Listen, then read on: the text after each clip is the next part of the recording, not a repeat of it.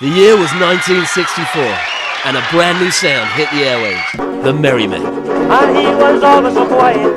Yes, you cannot. Their success was also instantaneous, in Barbados and throughout the Caribbean, as locals and tourists danced to the Merry Men's captivating rhythms.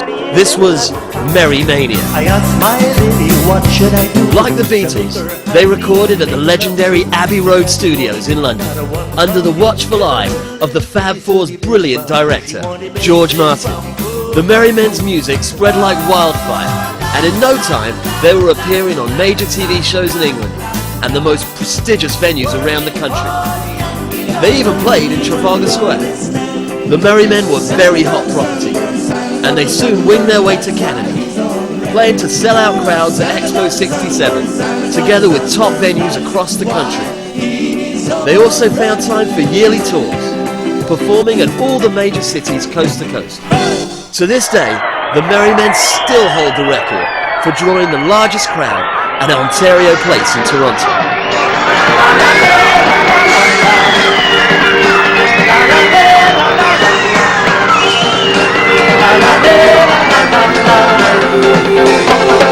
You can put your two hands up in more, rock your body to and fro, slide a hand up to your chest, let your waistband do the rest. When you really get the song, and you wind up till you touch the ground, then you jump and you spin, but remember to sing. In the States, it was much the same story, where they kicked off with the prestigious halftime show at the Super Bowl. Guest performers from the islands of the Caribbean, from the island of Barbados, the Merry Men. Together with performances at all the top venues. Back home in Barbados, the venues were much smaller, but their home base, the Pepper Pot, was always packed to capacity, and they still found time to thrill guests at the larger hotels. Perhaps the most popular performances were on the famous Jolly Roger pirate ship. These moonlight cruises were total magic. Sugar bum, sugar bum, bum. Sugar bum, sugar bum, bum. Sugar bum, So, sugar bum, bum. after a career lasting more than 40 years and releasing over 40 albums, they are still in great demand at major events. Their hits include Beautiful Barbados and many more that have become true Caribbean classics.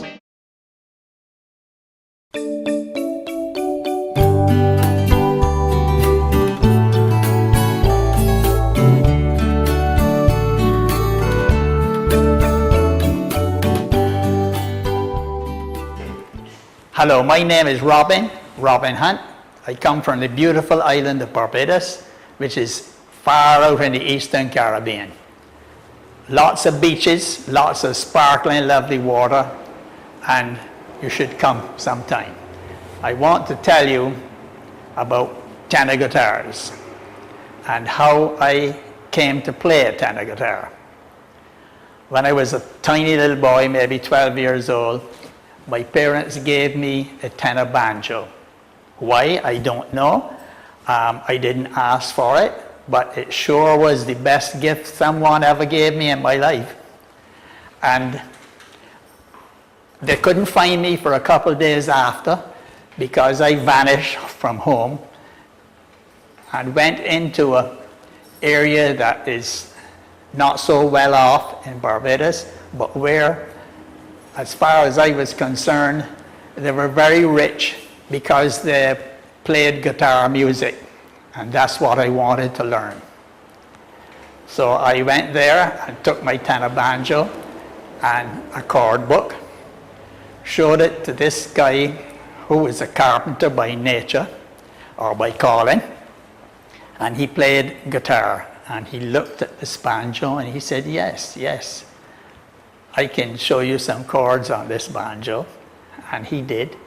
And I went there several times and he showed me various chords and how to strum. A couple of months later, he brought out a guitar and we started to play together. Him on guitar, me on banjo. And the sound that the tenor banjo and the guitar gave together stuck with me for a lifetime because it was unique. The rhythm that the two instruments gave together. Heaven.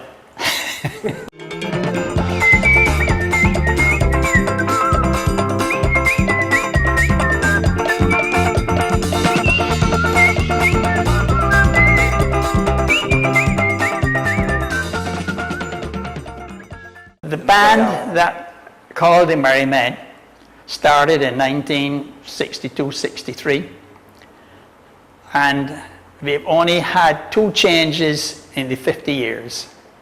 One in 1970, who was a lead guitar player, and the other one is a drummer who changed in 1976. So the band is together.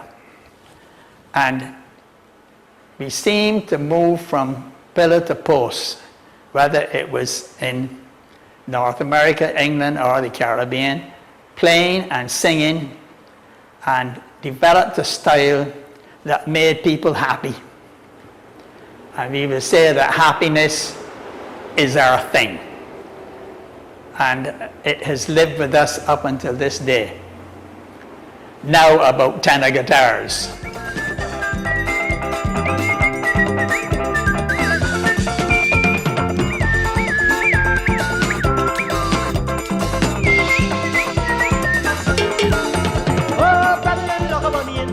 When we started this group, I remembered the sound that I got from the tenor guitar or the tenor banjo and the guitar together. And I said, this is a folky type of music. We played some North American folk, we played Caribbean folk, we played calypso, we played what is known as reggae today.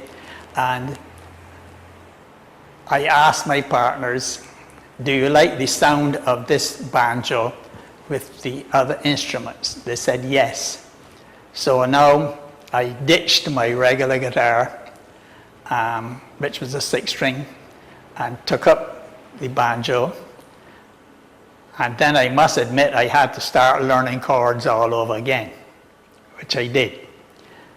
A little while after, in the record store, I saw an album of the Kingston Trio, and one of the guys was playing a 4-string instrument, which was the tenor guitar. I said I must have one. So I imported one of those guitars. From my memory, it was not a Martin, it was a Harmony. First, the little guitar I had was a Harmony. And after I got an amplifier and we were playing and started to use this guitar, playing rhythm in a Caribbean style, not North American, but strumming and doing some picking, it gave the band a sound which was different to anything that was being played in or around the Caribbean at the time. And the sound became very identifiable. When you were playing that without the singer singing, that people could identify immediately, that is the Merry Men. Now I know from music that identification of a sound in a band or a group is very important. I can think of one instance, the Glenn Miller Orchestra had a sound. So off I was now playing tenor guitar and banjo in the group, learning all the time. And I started then to collect tenor guitars along the way, because 50 years you collect a lot of guitars. My wife wants to know, what the hell are you going to do with all these guitars, Robin? I said, don't worry about them. So Martins were the ones that I really played. But I was in Western Florida, Fort Myers, about 3 years ago, and into a record store, a music store, guitar store, and I saw a 4-string instrument hanging on the wall. I took it down, and it was tuned in tenor. I asked the guy how much this was worth, and he told me, and I didn't buy it at the time, but I drove to east to where I was going, which is on the west coast of Florida. And when I got there, I told the guy who was in music as well, He said, Robin, didn't you like that guitar? I said, I like it, I loved it, I'm sorry I didn't buy it. He says, well, we can go back. I said, turn around. Turn around, and we went and got this guitar. It had interesting sound to it. It's a National that was made in 1928, metal. I haven't used it much, but it's there, and I think I will at some time use it. However, the banjo I used was a German banjo called a Framus. I then went and bought quite a few ukuleles, which are getting very popular now.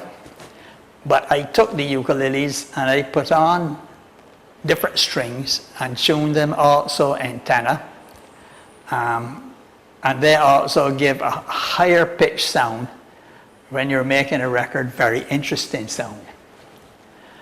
So by and large, tenor guitars really have been my thing.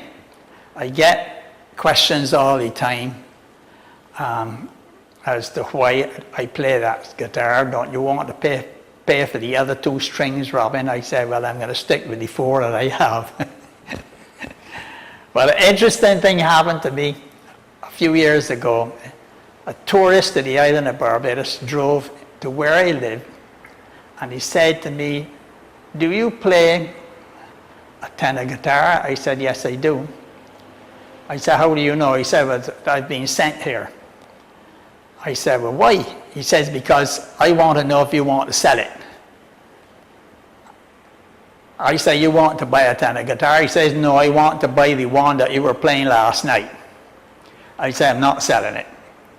She says, believe me, I would pay you as much money for that guitar that would buy 10 or 12 new ones. I said, no, I'm not selling it.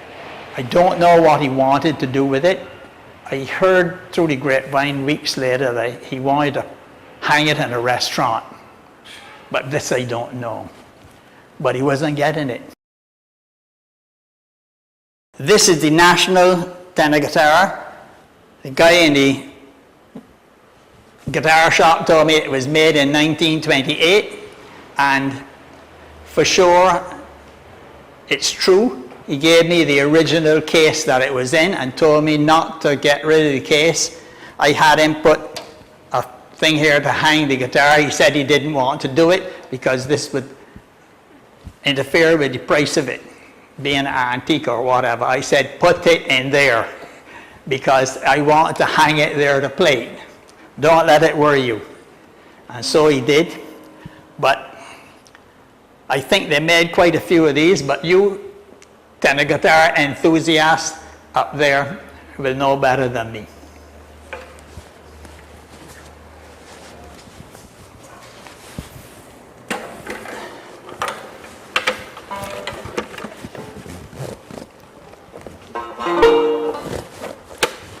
This is the Framus German banjo, very heavy. To play the whole night with this, you would need a crane or some help to deal with the weight. Maybe Arnold Schwarzenegger. But a very, very good banjo. There are better ones, of course. I got this one for the price of $100 US because someone came into where I live one night and said, I want to sell a banjo. He says it's a great banjo, etc., but I want to have it. I said, I really don't need another banjo. He says, you would if I told you it was $100 US. I said, yes, I will take it. Thank you.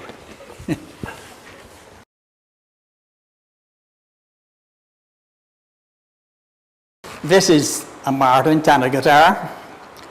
A guitar like this is what I have been playing with for many years.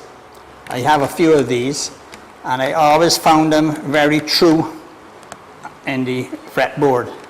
And I must say, one thing I would have liked to have done was to have visited the Martin guitar company where they made them. Maybe I will one day.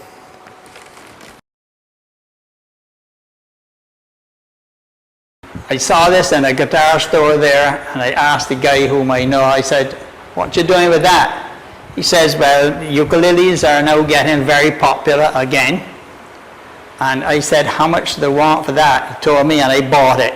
But I do not tune it like a ukulele. I tune it like the tenor guitar.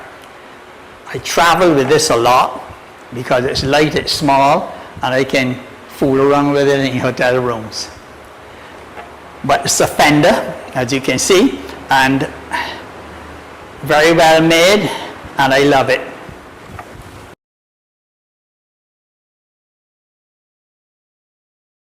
This Blue Ridge tenor guitar is my latest love.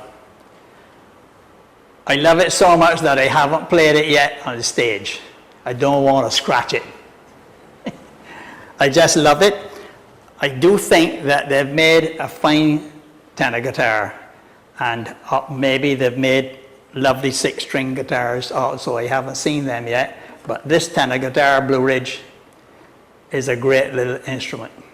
I hope that the tenor guitar will become stronger and stronger and be back in its place of prominence in the US, in blues, in folk music, in whatever music, because it has a part to play, and you'll see. I'd like to say a big thank you to Mark Joseph from California, who has been talking to me quite a bit about these tenor guitars, and I'd like to meet you one day, Mark, I'll tell you, and we could have a lot to talk about tenor guitars.